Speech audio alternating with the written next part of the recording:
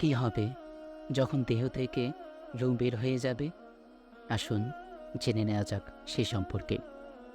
আমাদের জীবনে যেসব সমস্যায় আমরা সম্মুখীন হচ্ছি, এসব আসলে কোনো সমস্যাই নয়। প্রকৃত সমস্যা তো তখন শুরু হবে যখন দেহ থেকে রূহ বের করা হবে। চোখের মনে ঘুরতে থাকবে, রূহ কণ্ঠনালীতে এসে আটকে থাকবে, দুনিয়ার কোনো আওয়াজ কান শুনতে পারবে না, চোখ দিয়ে আর কখনো স্ত্রী সন্তানদেরকে দেখা যাবে না। আখেরাতের জগতে সামনে এসে যাবে, মৃত্যুর ফেরেশতারা দৃশ্যমান হবে। আল্লাহ তাআলা বলেন, ওয়াজাআত সাকরাতুল মাউত বিল হক, বিভীষিকাময় মৃত্যু বাস্তব সত্য।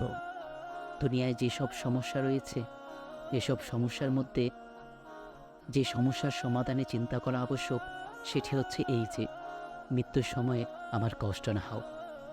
কবরে দিন-রাত কীভাবে অতিবাহিত হবে সেসব চিন্তা করতে হবে। স্ত্রী সন্তান আপনার রেখে যাওয়া সাজানো ঘরে রাত্রি যাপন করবে, আর আপনি বহুমন মাটির নিচে মাটির চাদর গায়ে জড়িয়ে শুয়ে থাকবেন। আপনার দেহে পোকামাকড়ের খাদ্য হবে।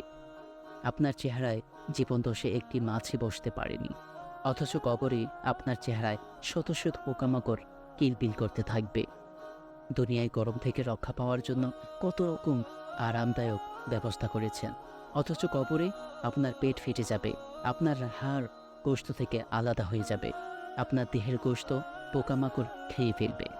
কবরের কষ্ট থেকে কীভাবে রক্ষা পাওয়া যাবে, এটাই হচ্ছে সবচেয়ে বড় সমস্যা। তাই এই বড় সমস্যাটি থেকে বাঁচতে হলে আল্লাহর হুকুম ও রাসূল সাল্লাল্লাহু আলাইহি সাল্লামের সুন্নাহ মোতাবেক নিজের জীবনকে পরিচালিত করতে হবে।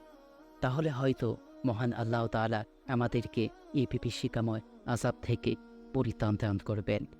পরিশেষে বলতে চাই, মহান আল্লাহ তাআলা তার হুকুম ও তার রসুলের সুন্নাত মোতাবেক জীবন করার তৌফিক দান করুন। আমিন ইয়া রাব্বাল আলামিন।